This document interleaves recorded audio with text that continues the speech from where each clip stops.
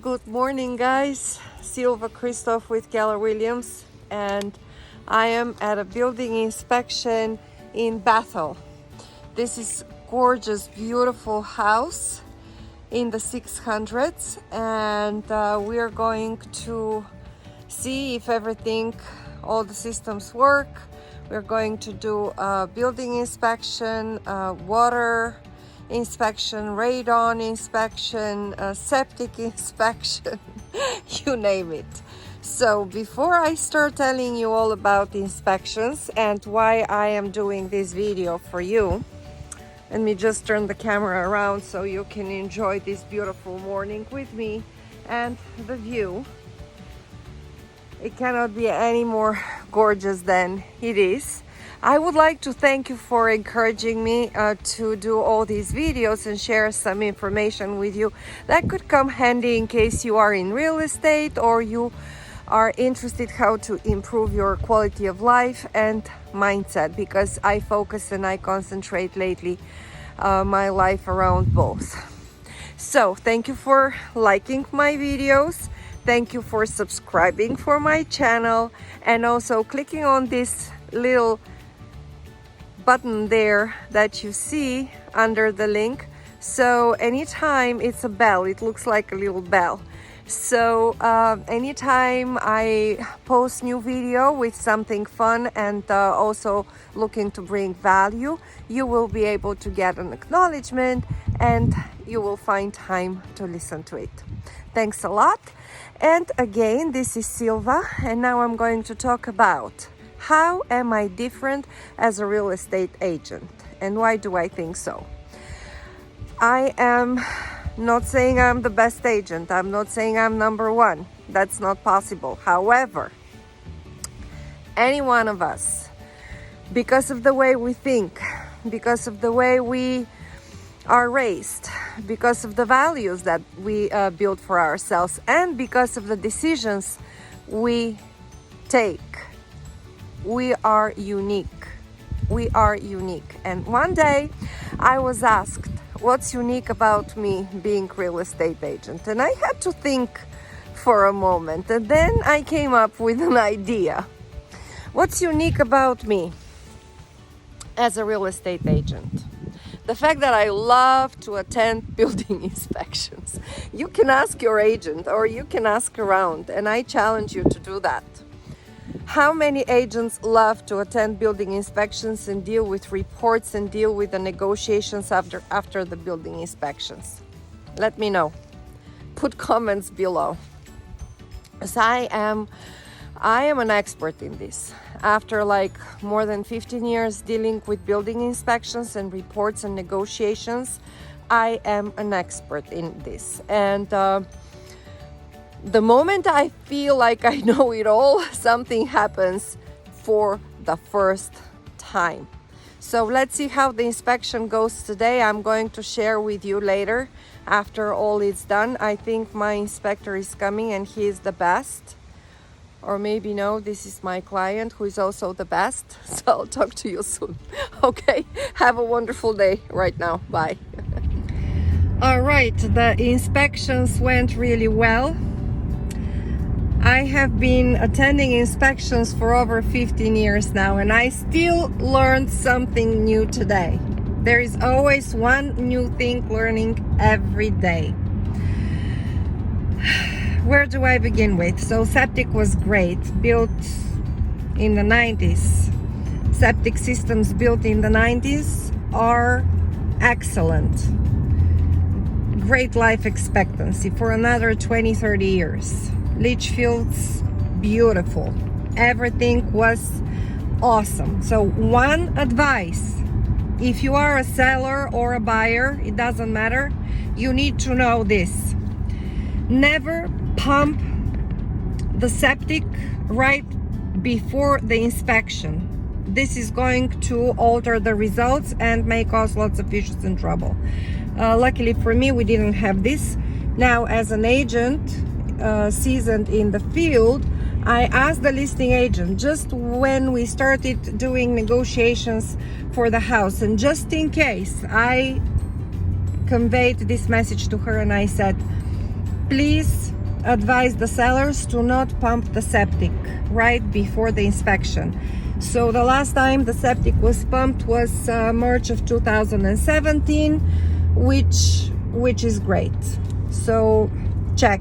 Then the building inspection, everything went well. The new thing that I just discovered when they started to build the newer constructions, they put a pipe there in the basement in order to be there just in case a radon remediation system will need to be installed. So that it makes the life of the remediation company very easy. Otherwise, they have to come and obstruct the foundation, and it's just a lot of work. It's very involved once the house was built already. So this is something that I just observed, and it was new. Another good advice that I would like to give you: if you have systems that are close to end of life but not end of life, and they're in working condition and nothing is failing, but let's say you have another 4 or 5 years and then you have to replace, and they don't have to be replaced all at once, the HVAC systems, it is good practice to still talk to homeowner, home warranty company, just to know how it works. Because you know what, guys, I have had two situations, two different approaches and two different responses by buyers. Yeah, lots of squirrels on the road, so we had to jump on the brake. Everything is fine. So back to home warranty. Some people have told me, good thing we knew about it, it saved us thousands of dollars. Others go online, check the reviews, read all negativity, because this is what they are attracted to, of course, and they reject the opportunity and the possibility to save thousands of dollars. So I do not sell the home warranty. Would like to make it clear, my job is to make sure that the buyer will know about this opportunity, and as well as the seller, and it's up to them to decide if they would like to put this into motion or not. And then back to budgeting. Home warranty is about $550 for the year, and if you don't get to use it, you lose this $550. So I have heard a good advice: put this $550 in a separate account for maintenance for the future. Open a new account and put money there as much as you can. $550 is the minimum, obviously, and also the home warranty plan is, as a matter of fact, working as a dental coverage. They don't pay 100% of the cost for the appliance that they're going to help you replace. It could be 70%. You need to come up out of pocket with the rest. So you need to have money in reserve as much as possible. Have an emergency account as well, and be prepared. Know your options. And as a real estate agent, I never ask my clients to make decisions about home warranty before the building inspection, because after the building inspection they will know if this is needed at all, if there is anything to be addressed, and then we can use it as negotiations token with the sellers depending on the severity of the problem. Now, if the systems are failing and there is something leaking, it's one thing. If the systems are in working order and they have another 4 or 5 years, then we talk budgeting. So in any case, know your options, do your research, talk to your agent, or call me, because I happen to have everything about it. How about that? And if I don't, I will find you the answers. So I'm here to help sellers, buyers, investors with real estate questions. Very savvy, especially when it comes to building inspections, because as a matter of fact, I have it as a hobby. I like to know more. The more, the better. Electric panel was great. No double tap breakers. The pipe, the emergency pipe to the hot water heater was by code. I have to tell you, only 2% of the properties that we have inspected have this pipe by code, which has to be 6 inches from the ground. Everything else needs to be addressed. It's not a big deal. You just go buy a pipe for $50 and you install it yourself. But the thing is that nobody does it, and I don't know why. It's good to know though, because if it bursts, you can get boiled, you know, so it is important. Another good advice. Here is another good one. There is a knob on the hot water heater, or you can use some small screwdriver. It depends on the model and the make of the hot water heater. But it is super important to know that if you have children in the house or babies, the water should not be more than 120 degrees, set to more than 120 degrees, because they can actually burn themselves. So it is important for you to know this. And there you go, another good advice. And I'm going to post a picture of it. The filter for your furnace, it has to meet certain requirements in order to be efficient. And you have to replace it every month, or whatever the requirement is. You have to take care of your filters on time if you don't want to deal with freezes and if you don't want to have issues.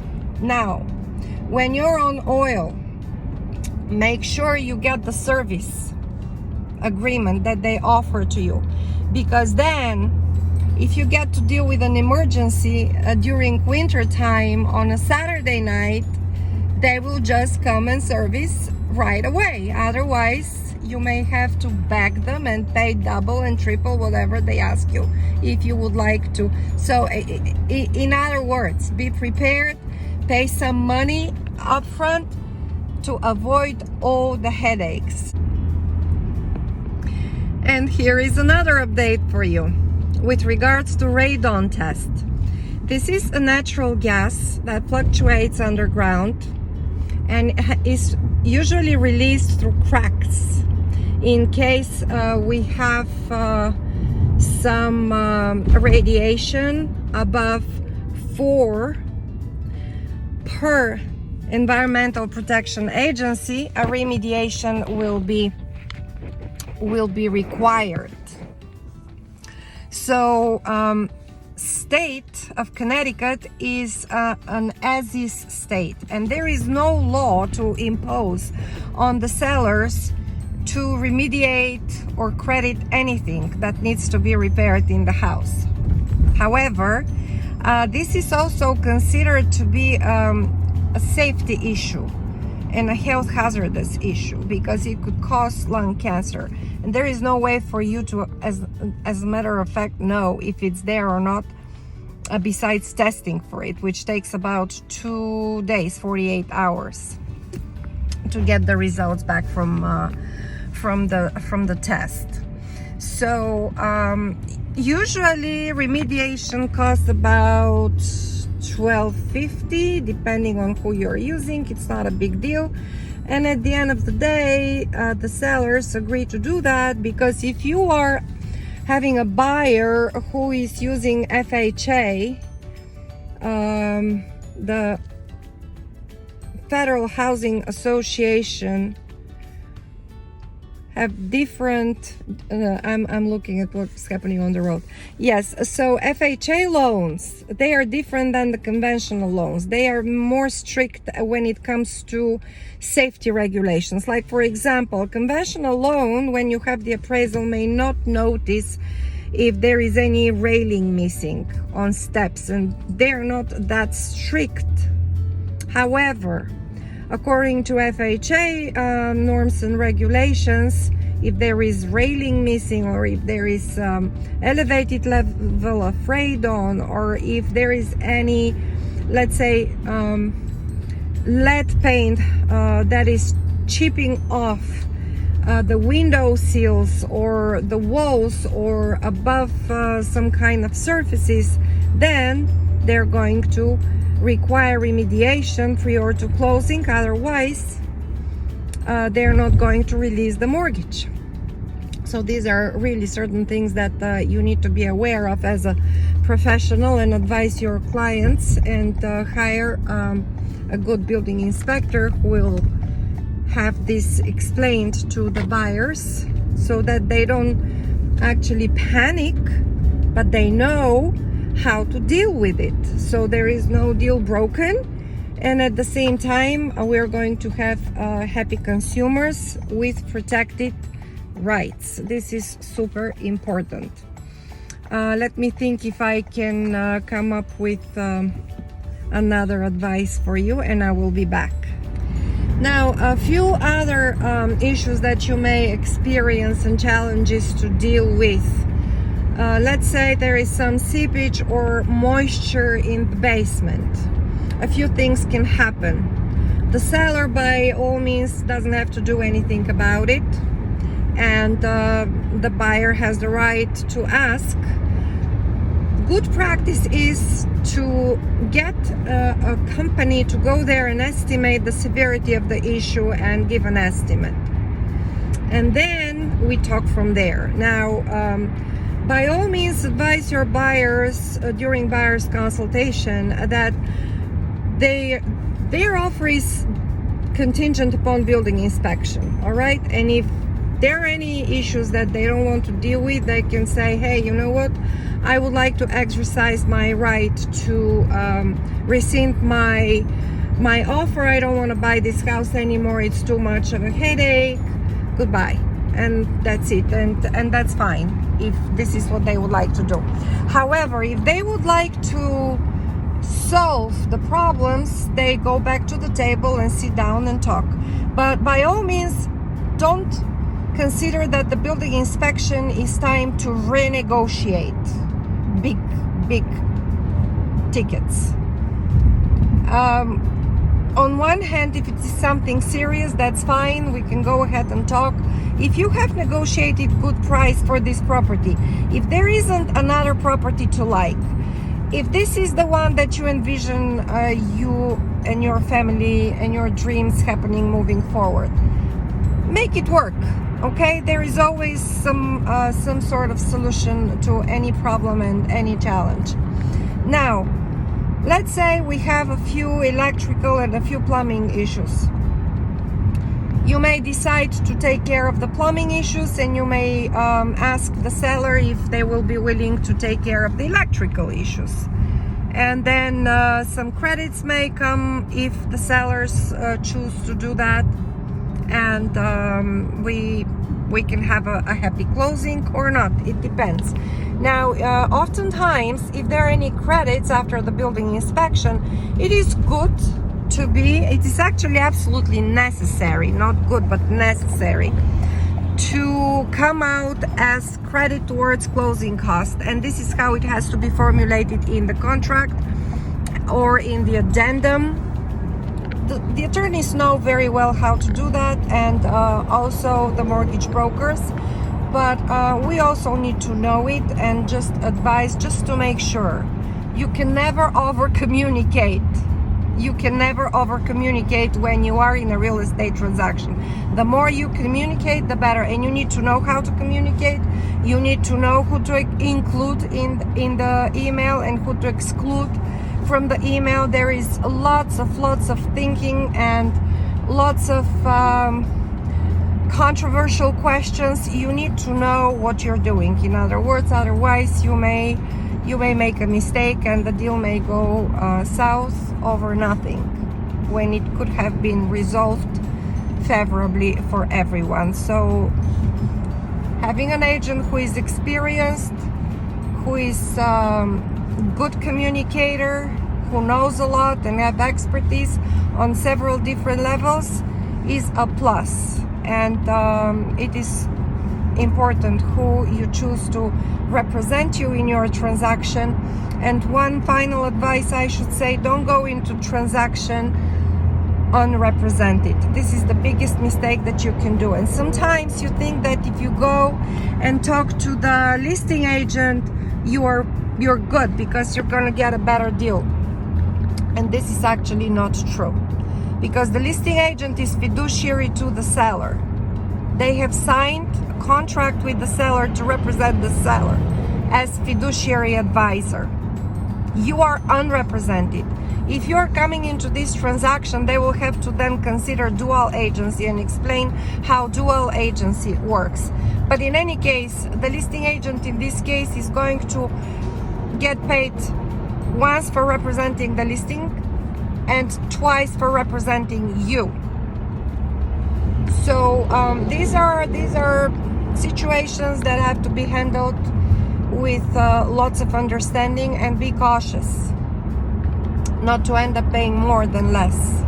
Anytime, any case, I have heard this years ago, you try to save money, at the end of the day you end up spending more. So be smart, be careful, be knowledgeable, ask questions, and to success. Good luck with everything. Attics can be as exciting as basements.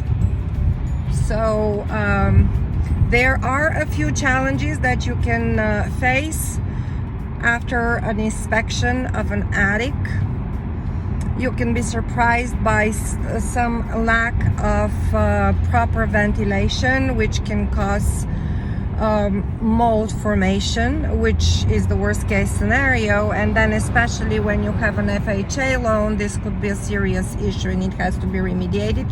Again, it is not such a big deal to remediate it as long as you hire the proper agency to do that. And I have done this many times.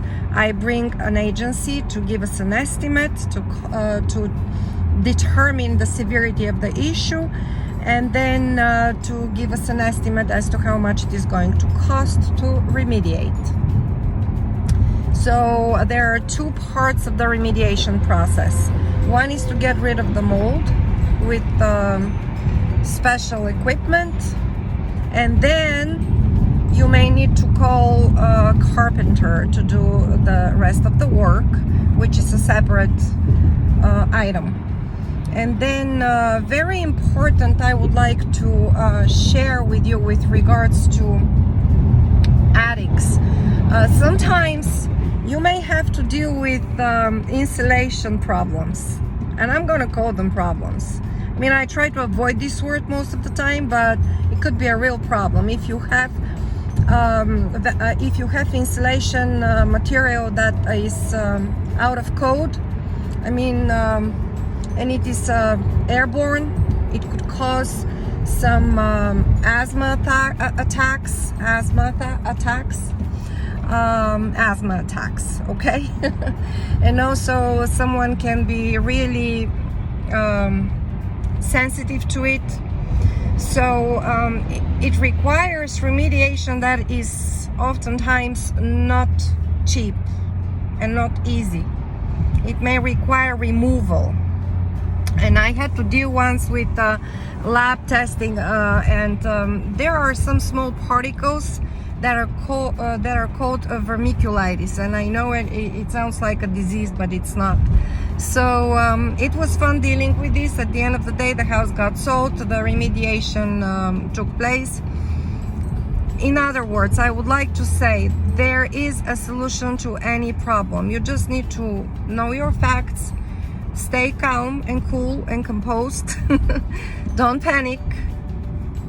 Get your questions answered, do your research, and hire the right people, and then go and buy the house. Okay? Everything can be resolved. Not a problem. Same thing if you have to deal with asbestos. I would have the same speech about asbestos. It's not an easy and it's not a cheap item, but also it could be resolved favorably. So that's it for now. And if I think of something else, I'll plug in. Now, with regards to radon, I would like to tell you an interesting story and share with you some facts. In Connecticut, we have lots of rocks, so we have elevated levels of radon, and it's a given and it's a fact, the way our state is. And I have heard people saying, I'm not buying a house that has radon. So here is what I would like to say with regards to that. Almost every house that you are going to look at may have radon, and if not today, it may have radon a month or 2 years down the road. That's why Environmental Protection Agency is suggesting and advising that you test for radon levels every 2 years. I would suggest that you go on EPA.gov and you look up monitor that you can install in your basement, which will be useful to have, because this gas fluctuates. So if your neighbor has it, it doesn't mean that you will have it, and the vice versa. And also, if there are no cracks, although in most of the cases there are, because of settling, and those are settlements, they're not necessarily cracks of poor foundation, because this is not, the floor is not where you look for structural issues, as a matter of fact. So it's right next where the wall ends and meets the floor, but not the actual floor, but the cracks you're going to find on the floors. So this is where the radon can come through. And even if you're on the second floor, they also recommend that you test. So this is pretty much what I wanted to share with you with regards to radon. And then do your research. Again, do your research, ask questions. Here is another one. If you have a pipe burst and water pouring somewhere in the house, know your water main, know where it is. And in order for you to have water flowing freely, it has to be vertical to the pipe. Go grab it, run to the basement or whatever the water main is. It's usually in the basement, and go pull it up and put it horizontal to the pipe. This is step number 1. Step number 2, run back to the sink in the kitchen and start the water running, so everything that is in the pipes will flow out through there. So this is advice that I give to all of my clients, and then you can call emergency. All right, so I hope you liked this one. So I hope you liked this presentation, and I will see you in my next video, when I intend to talk about appraisals.